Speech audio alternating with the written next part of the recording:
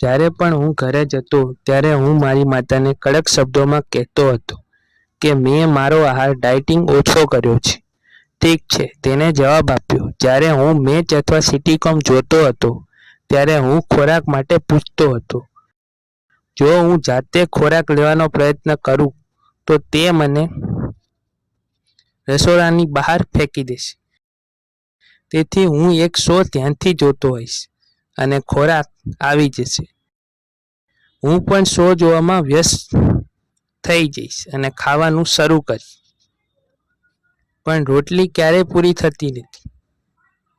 હું 4 રોટલી માંગીશ અને તે હંમેશા ડબલ લાવશે. મેં જે માંગ્યું તે બમણું મળ્યું.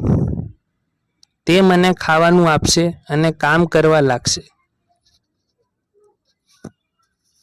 જ્યારે મેં પૂછ્યું કે મેં સ્પષ્ટ કહ્યું ત્યારે તમે મને વધુ કેમ ખવડાવ્યું? તેથી તે જવાબ આપતી નથી. એવું લાગ્યું કે જાણે હું કોઈ દિવાલ સાથે વાત કરી રહ્યો છું. તે જાણતી હતી કે જ્યારે હું કંઈક જોતો હતો ત્યારે હું ખોરાક પરત કરવામાં ખૂબ આળસુ હતો. તે જાણે છે કે જો ખાવાનું હોય તો હું ઓછું ખાઈશ. પણ આવું રોજ થતું. હું મારા રૂમમાંથી ફરિયાદ કરું છું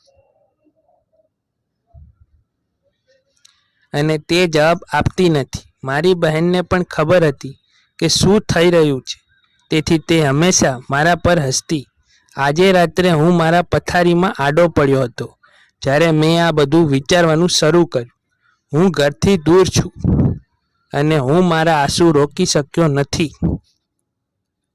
હું પુખ્ત બની રહ્યો છું. મારી માતા મોટી થઈ રહી છે અને હું જાણું છું કે આ યાદો મર્યાદિત છે. હું તેના વિશે વાત કરવા માંગતો નથી, પરંતુ અનિવાર્ય હંમેશા રહે છે. હું તેના વિશે જેટલું વધુ વિચારું છું તેટલો જ મારો તેના પ્રયત્નો પ્રેમ વધતો જાય છે. મિત્રો, આ વાર્તા તમારા હૃદયને પણ ગઈ હશે, કારણ કે માતા પિતાનો પ્રેમ હોય છે જેમાં ગુસ્સો, ફરિયાદો અને નારાજગી હોય છે, પરંતુ આ બધું તેમના પ્રેમના અલગ અલગ સ્વરૂપો છે.